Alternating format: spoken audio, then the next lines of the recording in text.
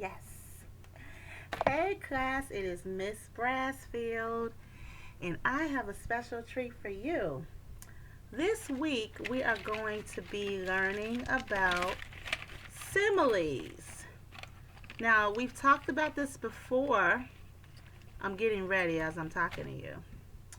We talked about this before when we were talking about figurative language. And so now we're going to revisit and we're going to um, learn a little bit more about similes. Similes are kind of like that cousin to metaphors. Whenever we learn it together. So, first we have metaphors, which is when you compare two or more things, but you do not use the words like or as. Okay.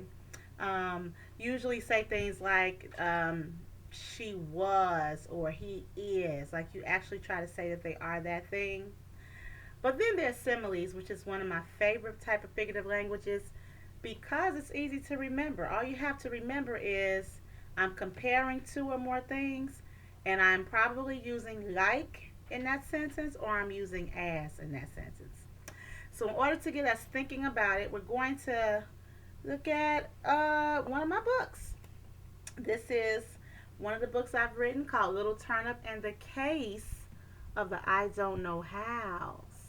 And this is a fun story about Little Turnip and him not knowing how to dance. In this book, you're going to hear quite a bit of similes today. So, our topic today is on similes. So, if I was to put this in an, a, an objective, I would say that students will be able to identify similes in order to understand figurative language in its various forms by listening to a story that uses similes, and we're going to be doing a practice using similes. All right, so we're going to first begin. I'm going to slide back. We're going to first begin with the dedication page right here. And it says, to my sons, Ethan and Jaden, may you always be bonded together through dance.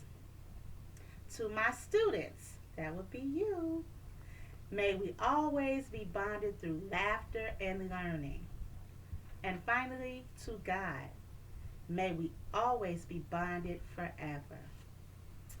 Y'all know I'm a little spiritual. All right. My name is Jay, but my family calls me Little Turnip. My mom calls me that because she says I'm always turned up. I just like to practice how to be Michael Jackson. Little Turnip, it's too loud in there. So, you can see that? You see it? Really wish I could have a different way to do this. But hopefully you can see it like that.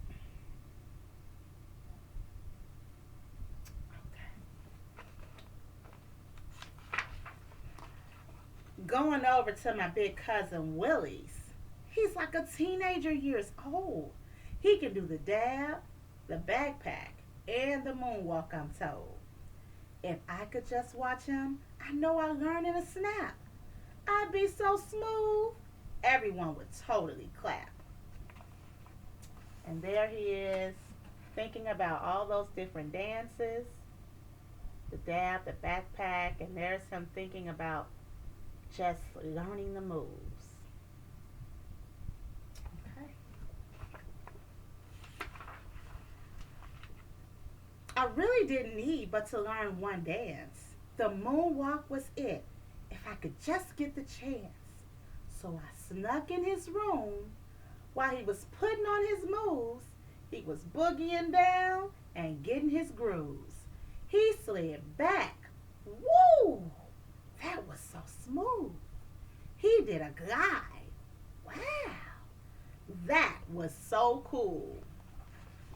And there's little Turnip sneaking in his room, trying to get a peek at what he's doing and getting his grooves. Hopefully you can see this. Then out of the corner of his pearly brown eyes, he caught me being a secret spy. Hey, he said, do you want to try? Yes, I said nervously. My skills are fly. I did the running man like a speeding jaguar. Hey, Cousin Willie cheered like a loud zooming car. So there he is. What is he dancing like? What is he doing something like? We're comparing two things. Who knows? What do you think? Yes, he's comparing the running man to a speeding jaguar. Good job. I did the robot like cold frozen ice. Hooray, Cousin Willie praised like a crowd rolling dice. I did kid and play like two hopping frogs. Bam! Cousin Willie shouted like two clashing logs. So there he is doing the robot and the kid and play. What is he doing the robot like? What you say? Yes, cold frozen ice. And what is he doing the kid and play like? Two hopping frogs. Yes. I noticed that this book is starting to use those similes. Remember, we're comparing two things using the word what? Like. I did the shoot one leg hop like a bunny on a prairie. Booyah! Cousin Willie yelled like our crazy Uncle Larry. Wait a minute, Cousin Willie laughed. What happened to you doing the moonwalk? Here he is doing the one leg shoot. Like a what? Bunny on the prairie, you said? With a grin on my head, I simply said, your yells, shouts, praises, and cheers made me actually forget that I had fears. The moonwalk, yep, I didn't know how, but dancing is what really makes me proud. So here he is explaining himself.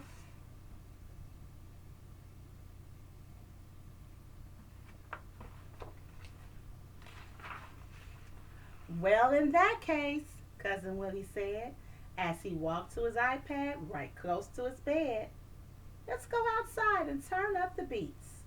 Encore, encore, as we danced in the streets. So there they are, Uncle Willie, or Cousin Willie, and Little Turnip dancing in the street. The end. All right. So I know that you heard quite a bit of similes in there, but just in case you missed it, I'm going to tell you again what a simile is.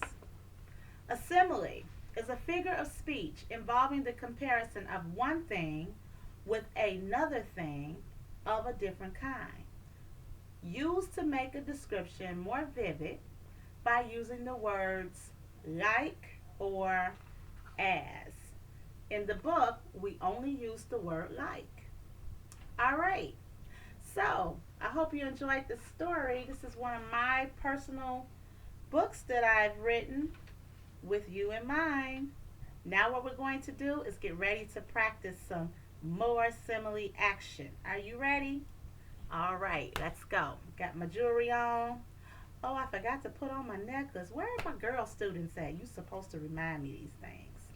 Anyway, thanks for coming in to story time. And I'm going to see you in a bit with our next practice. Bye.